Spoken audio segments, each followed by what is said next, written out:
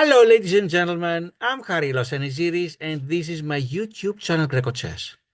We continue the series of covering games suggested to me by my Facebook friends. But before we go to today's game, a surprise from the previous video. We had presented the game of my Facebook friend Bruno Hardaway, who is the most recent United States chess grandmaster. He had the one against Fidel Corrales Jimenez at the Princeton Open in 2025, April 2025. That's the game that we had showed. But hours after we published the game, I get on the mail, guess what? The latest issue of Chess Life, the magazine published by the United States Chess Federation, and guess who was at the front cover? Brewington Hardaway. And then a very large cover story, more than 4 pages about his life, a long time coming. The first 2 pages, the next 2 pages, and the end. I was so excited. Brewington, congratulations both for becoming Grandmaster and for being the front cover of the Chess Life magazine, and my best wishes for a great chess future in front of you. But enough about the previous video, now time for today's. My Facebook friend is a Grandmaster from Georgia, Tamas Gelashvili, who faced, he suggested to me, in fact, 2 games. I'm going to show them on 2 separate videos. In this video, he's facing Merab Gagunashvili, his compatriot, a fellow Georgia Grandmaster. The game took place at the year 2001 in Batumi, Georgia. At the time, Tamas had a rating of 2535 that has since increased a little bit, 2541. And his opponent, Merab, had a rating of 2414 that has since gone up to 2537. And based on these ratings, Tamas was the favorite. We're going now to the chessport of chess.com.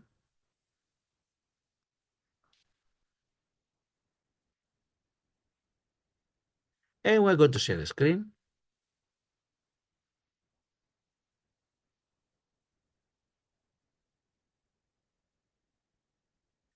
You're going to see on the left half of the board the position. I'm going to enter by hand the various moves, copying from the score sheet. And on the right half, we are going to see the computer evaluation.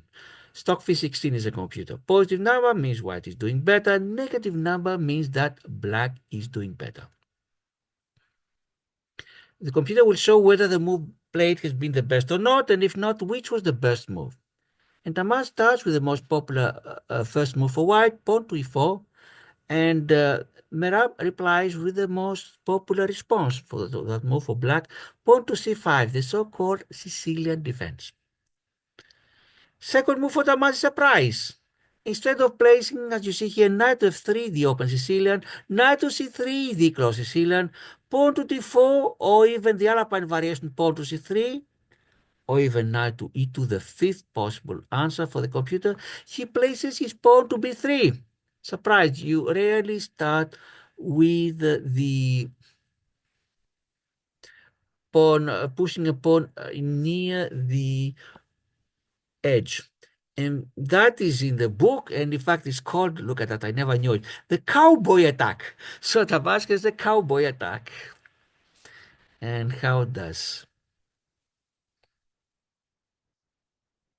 Merab reply? Pawn to d6 to liberate his bishop on c8, not blocked by the d7 pawn any longer. Next move. Tamas completes a fianchetto. His bishop from b2 controls a long diagonal that goes from a1 to h8. Knight to f6 for Merab. He develops a knight and also threatens the pawn on e4. How will white respond? He can easily place a pawn on d3, but by doing so, he blocks his bishop on f1. He can push his pawn from f2 to f3, but by doing so, he opens the diagonal from h4 to e1. And imagine a future scenario where the e7 pawn has been moved to e6 or e5. Then black has the option to sacrifice his knight on e4. Pawn will take it back, but then queen goes to h4 check. And if white blocks it by pushing pawn to g3, queen goes to e4 check and wins the rook on h1. To avoid any such possibility and to postpone having to deal with that issue, Tamas checks bishop to b5, so now Merab must reply to the check and cannot get the pawn on e4 any longer. How does he reply? Bishop to d7. And Tamas continues with postponing dealing with the question. Bishop takes bishop on d7 check, and Merab takes it back with his knight. We completed the first 5 moves. And just to tell you, after the first move, we had book moves, and now we leave the opening theory. But still, it's the best for white. For black, it is a good. Computer would rather have the queen take the knight. But after the first 5 moves, white Tamas has a small advantage of 0.37. Doesn't mean too much. It's mostly because white started first. Let's continue. Now that there is no bishop on f1 to be blocked, or from d2 goes to d3. And Merab gains more space in the center, pawn to e5, even though that makes the d6 pawn backward. Knight to e2 for Tamas.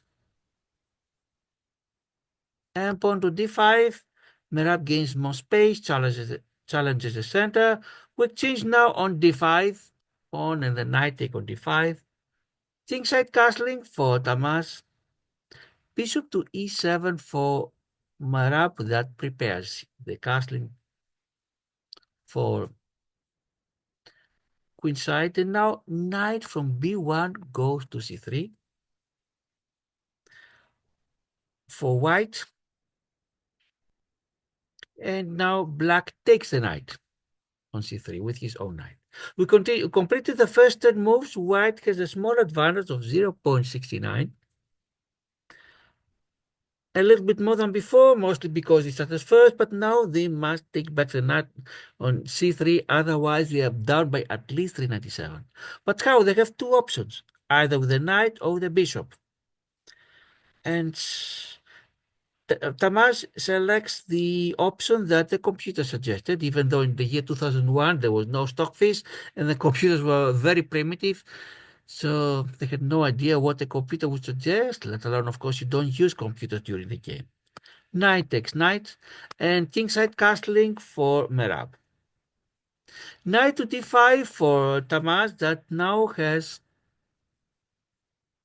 his knight has what's called an outpost. Why? Because there are no c and e pawns to challenge the knight, because they have all moved already to the 5th rank, the 2 pawns. Bishop to d6 for Merab to give better protection to the e5 pawn. Queen to f3 for Tamas, that is on an attacking spirit and also defends the knight on d5, although you'd rather not defend it with a queen. But rook to e8 for Merab. By doing so, takes control of the semi-open e file. It's called semi-open because there's a black pawn on e5 but no white pawn. Rooks would prefer open files, but since none of them exist, why not at least a semi-open, the second best choice. Rook from a1 to e1 for Tamas to challenge the e file, and rook to e6, the so-called rook lift for Merab. Rook is free now to go to fg or ha6 squares later on. Pawn to d3 for Tamas, and knight to b8 for Merab. And you may be wondering why send the knight to the starting point. Wasn't it a waste of 2 moves? Well, even though the computer doesn't think it's the best, at least it's a good move. We completed the first 15 moves with white Tamas having a small advantage of 0.83. It is growing all the time, not by too much, but growing. And as I have said in other videos, even if it's a small advantage, better you have it than your opponent. Queen goes to g4 for Tamas. Inaccuracy, says the computer. Let's see. Rook to g6 for Merab that challenges the queen. Mistakes is a computer.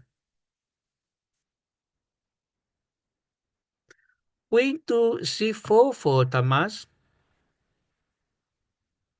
Great moves is a computer. White has an advantage of 1.00. Knight to c6. That's why the knight went back to b8 for black, so now it can go to another square c6. Pawn to f4 for Tamas. Tamas opens the position, sends his pawns to the front with an attacking spirit. Great moves as a computer. Black will take it, pawn to e4. White will take at e4 with a knight. And we reach a very crucial part of the game. At this part, what I'm going to do is I'm going to turn off the analysis because from now every position is a puzzle and I want to give the viewers the option to try to find the answers by themselves. So if you want to be puzzled after every move of black, please freeze or pause the video and try to guess white's move. We are here for a treat. That's why Chess Base has this game among its most beautiful. And if you follow the original link, there it stops and you have to click the solution button to show how the game continues. And in fact, Chess Games has a lot of variations. How would white win in each one of them? But we're turning off the analysis here. And rook goes to g4 for black. What will white do? Pause the video if you want. And now white is going to take the knight from f4 to e6. You see, the white rook is can be taken by the white queen, I'm sorry, can be taken by the black rook. But if black does this, white will take the queen on d8. Who is better? You see that black has a rook in danger while white has a knight in danger. That's why this should give an advantage to white. What does black do? Says the queen sending into h4, and because of the pin, uh, the king is on g1. That is why the g3 pawn cannot take the black queen. Another puzzle now. Every move is a puzzle. Every white's move is a puzzle. How will white continue? Pause the video if you want, and rook goes to f7. Now black is going to take the white queen on c4, but now there is no pin any longer. Is white going to take the black queen or do something else? Pause the video. And yes, white did something else. What was that? Rook takes to g7 check, because by doing so, white can recover the queen but not lose his rook. King to h8, so now white can get the black queen without losing the rook. But is this what white is going to do? Another puzzle. Once again, pause the video. Nope. White will not take the black queen while you use the b3 pawn to take the black rook on c4. And queen has enough time to save herself, goes to h3. But now white has a wonderful discover check. Rook from g7 goes where, do you think? g5. Black cannot put his king anywhere, must block it. How to block it? There are two ways, either bishop to e5 or knight to d4. In fact, knight goes to d4. What will white do? Another puzzle, another pause the video, and knight goes to d4. Bishop to e5 must block it because for the time being the black king has nowhere to go. And white will take the rook, or actually the bishop on e5 would use the rook on e1 to take it. And even though white does not have the queen, white is ahead in material by +4, as you see here.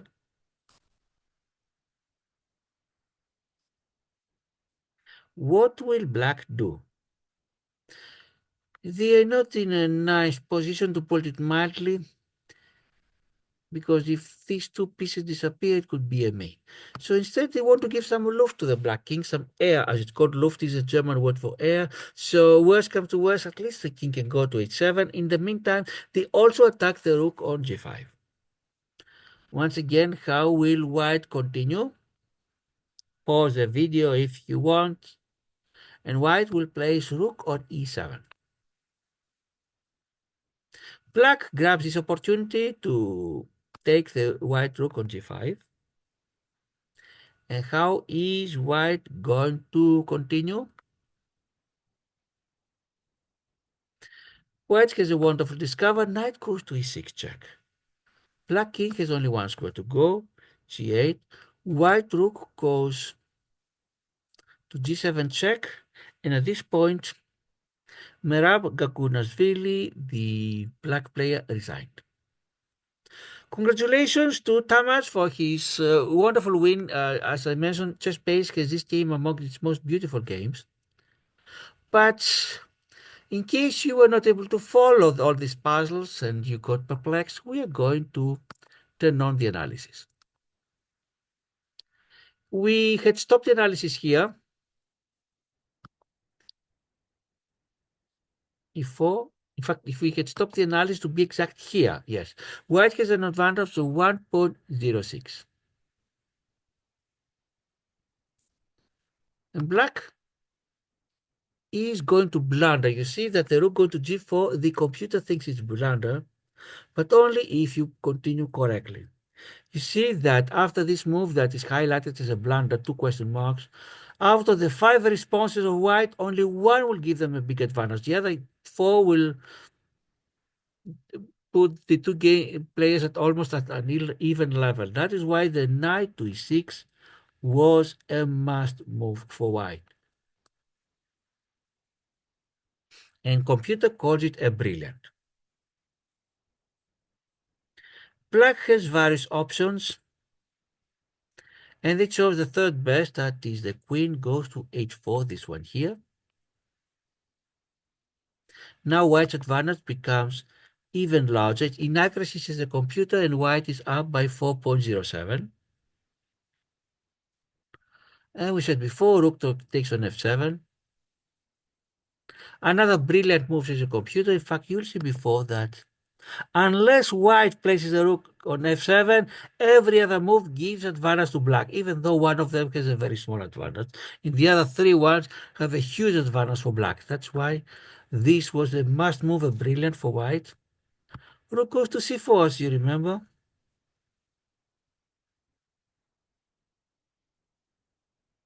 And now rook must take on g7, another only move. You see, every other move makes the two players almost equal and disappears white's advantage. King to h8. Now white has what's called an abundance of riches.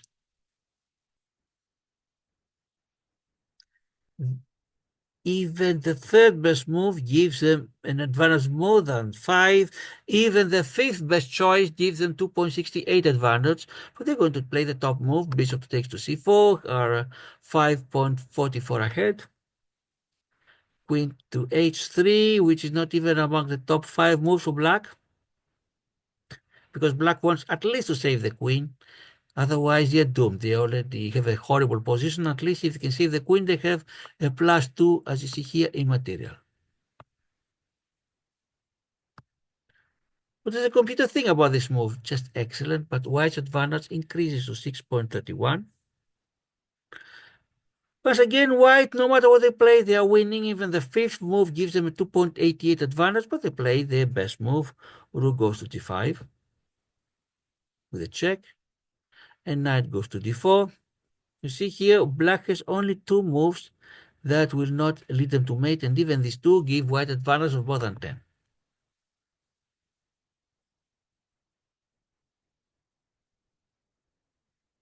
And now Believe it or not, white has only one good move that will give them an advantage of 14.8. Even the second gives them 2.78, but this means having to win the game again.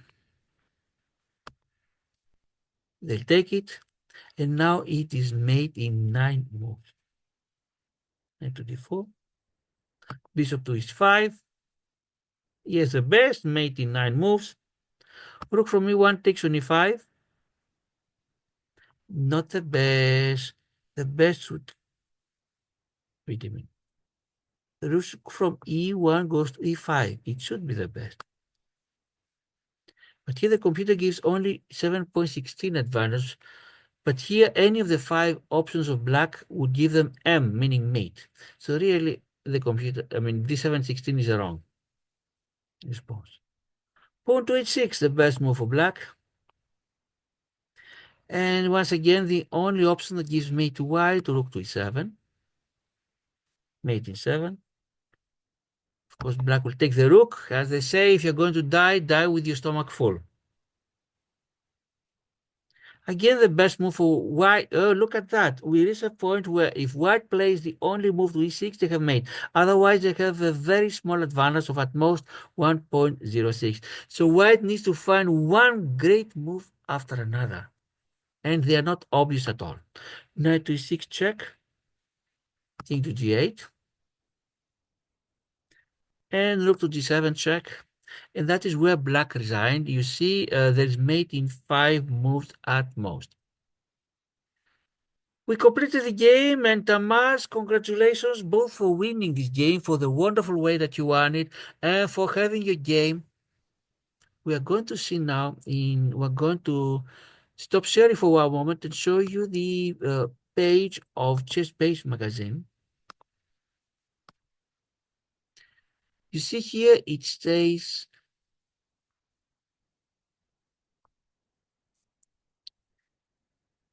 beautifully, that's spectacular. That's why the Chess Base webpage has this among its most beautiful. And at every crucial moment, it asks you to stop, and you have to click solution to see the solution. In the meantime, you can see the various replies of the other player. All of them, they have an extensive analysis. If you are more interested in this game, you can go there. But we're going to return to our chess.com webpage. Because now we're going to do the computer analysis to see what does the computer think about this game. Here is a review.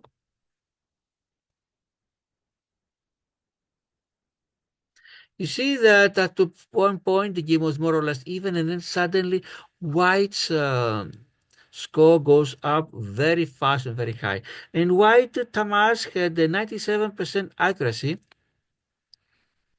What does it mean? Out of 29 moves, had 2 brilliant, 1 great, 15 best, and 4 books, meaning I'm going to cut 18. 22 out of 29 moves, more than 3/4 were the very best moves. Brilliant, 2 for Tamas, 0 for Merab. Great, 1 for Tamas, 0 for Merab. Best, 15 for Tamas, 5 for Merab. Excellent, 1 for Tamas, 4 for Merab. Good, 5 for Tamas, 8 for Merab. 4 book moves each of them. Inaccuracies now, Tamas had only 1 inaccuracy in the entire game, while Merab had 4 and 1. The computer called it blunder, but it was very difficult to see that it was such a bad move. So I think it's a little bit harsh to call it blunder. And let's see the ratings. 2,500 for Tamas. That is roughly his own rating. In fact, if anything, a little bit less. 1950 for Merab. This is the first out of the 2 games that were shared with me with Tamas Gelashvili. Tamas, thank you very much for bringing to our attention this wonderful game that you played. It was a joy both for me and I believe for the viewers. And we'll show at the next video your second game that you suggested. Ladies and gentlemen, thanks to all the viewers, the subscribers, the likes, and the positive comments we receive from time to time. I'm Harira Seniziris, and this is my YouTube channel grecochess. Ladies and gentlemen, goodbye.